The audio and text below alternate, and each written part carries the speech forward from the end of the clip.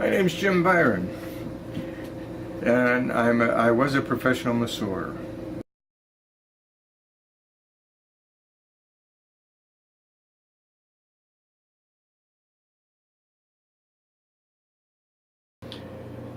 In 1960, our college was playing their rival, which is 7 miles away, and our little American on the first play was tackled and had every ligament torn away from his knee. The doctor surgically repaired it and had released him and came over to the football coach and told him that if you have someone who can massage him, you can have him back in the game for the rest of the season. So the coach brought him back to me, and that was the beginning of the massage. And once his name was Bull Ladd, once Bull made that statement, he was telling everybody about, go see Jimmy if you're hurting. And from that point on, I was busy with massaging the college athletes. My mother had an ice cream store, and I was out in front of the ice cream parlor having some fun with my friends, and one of the neighbors said, "Jimmy, if you can walk on your hands, I'll buy you an ice cream cone." I said, "Sure, I can do that." Never had any idea what I was doing. I jumped up and walked on my hands 6 or 7, 8 steps. He took me in and bought me an ice cream cone, and my mother said, "Did he ask you for that?" And she said, "Oh no." He said, "I promised him I'd buy an ice cream cone for him." And then he said in front of all the people, you need to see Jimmy walk on his hand. He's really good at it. And if you want to see it, you have to buy him an ice cream cone. An ice cream cone in the 30s, man, that was like $100. And I had ice cream as often as I wanted it.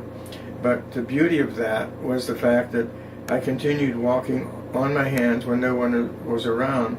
The whole situation was when I came here to Sherman and did the massaging, I had anywhere from 30 kids a night, and the upper body strength was strong enough that I was able to do them night after night without any problems. And it was beautiful because I was doing something I felt the Lord wanted me to do. When I was working on Bull, and I said to him, "Boy, this knee is really tender." And he said, "It ain't tender." And so what I did, I massaged it and went down to where the area was at that was very tender. Now what was interesting, and he didn't know it, was that the pain radiated into my fingertips. That was how I knew how far I could go without hurting a person. Massage, I would start on the top and the bottom and work toward the area even before I came to his knee. And that had, the beauty of that was that the blood supply came this way, both ways into the knee, and relax that enough so that it could be massaged without hurting Bull.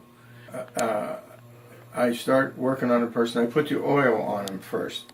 Once they tell me how they feel, where it hurts, and then I have them lay down on the table, and then I put oil on my hands, and I rub all over the body, and have my fingertips go all over, and that way the pain radiates at the deepest point where it's most sore to the very least, and then once I locate that, then the massage starts from the very least, working up toward the area that's extremely sore.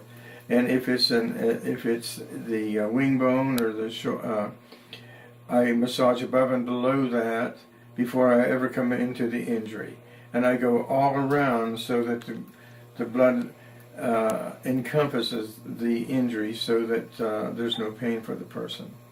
And God's blessed me with that ability.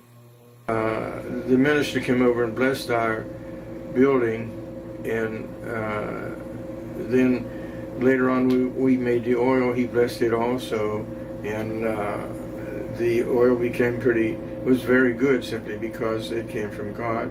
And the massages were great because this is what God taught me. The oil. Have you always used the same oil? I got it from this guy from Indiana, LaPorte, Indiana, who made the oil. He gave me the formula, and we used what was in it, but it was still too thick. And so Howard Heward, who was a personal friend of mine, worked for ADM and had knowledge of how to use oil oils, and so we worked together in developing a formula that was all natural. One of the reasons that I felt it was so important was that our minister Ken Cox came over and blessed the oil. And so I have looked at the oil as the anointing oil of Christ, that whenever I give it to people, it fit right into the ministry that God had blessed me with. I've always felt that the Lord put in my fingertips for the touch, and the touch made a difference, because as strong as my hands were, they never hurt a person, because I could follow in muscle spasms as if it were a road map, and I could feel where the heat of the major spasm was down to where there was no heat at all. I'm retired, and after 45 years, it was time to enjoy life. I enjoyed life with mostly working on young people, injured athletes, and most of them couldn't afford to pay anything, and it was important for me to reach the ones that didn't have any money, because this was a ministry that God blessed me with,